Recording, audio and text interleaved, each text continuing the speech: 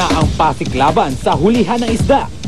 Oras na para magpasiklaban naman sa kusina. Patay na to eh. Pinatandaan mo. Fresh na. Sabi ko, ito fried fish ko siya. Pero this is something different. I will make a butterfly fish. So, nagkat ako ng fillet both sides. Pinreserve ko yung kanyang mga tinik. Seasoned, and then I fried it.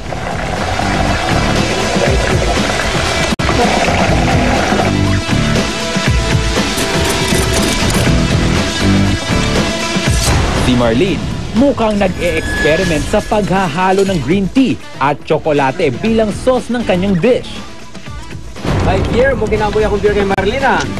Ano po, yung... Tsokolate na mayroong beer? Hindi po, ano po, yung green tea. Ah, green tea. Sabi ko, mag-fusion kaya ako, mag-iba naman. Kasi meron ako natikman na na chocolate na may wasabi. Ngayon naman, gawin ko naman dun sa tilapia. Fried tilapia na may chocolate tea sauce.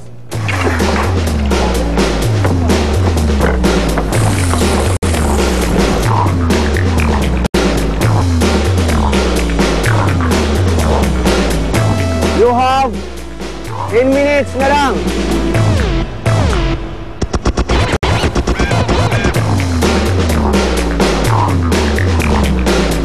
Five. 4.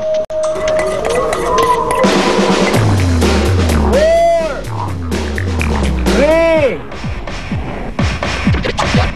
2. Hands up!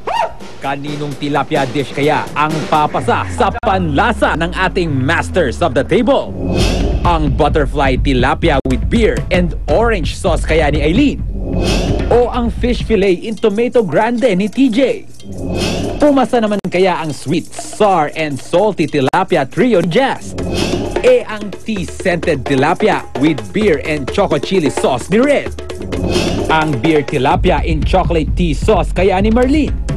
Mapabilib naman kaya ni Ara ang masters of the table sa kanyang Chinese-style spicy steamed tilapia? It's my first time to use beer and orange for the sauce. Pang crispy, ah.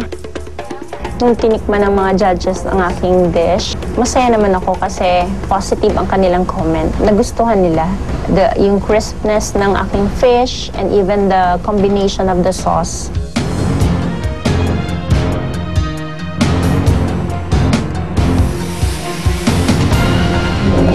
Medyo matabang na siya. Yes, yun sana sabihin ko, sabay dapat tayo. Medyo matabang, TG. Bakit? Walang asin? Sinisun mo ba yung isda? Hindi. Tinikman mo ba yung niluto mo? Opo, chef, tinikman ko rin po. Sigurado ka ba't matabang? But of course, na-overpower yung isda mo dahil kukunti. Mas maraming main course na tomato. Remember, garnish is always partly of your main dish. The most important is yung fish. We are talking about tilapia, kaya natin hinuli pagkatapos. Yan ang bida eh. Nasapawan siya nung tomato. Tomato.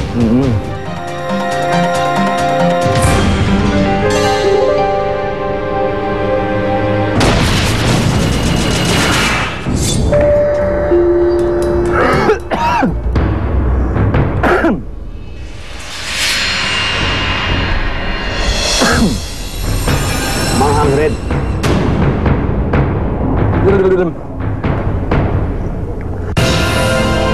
Isang naligang kalayaan.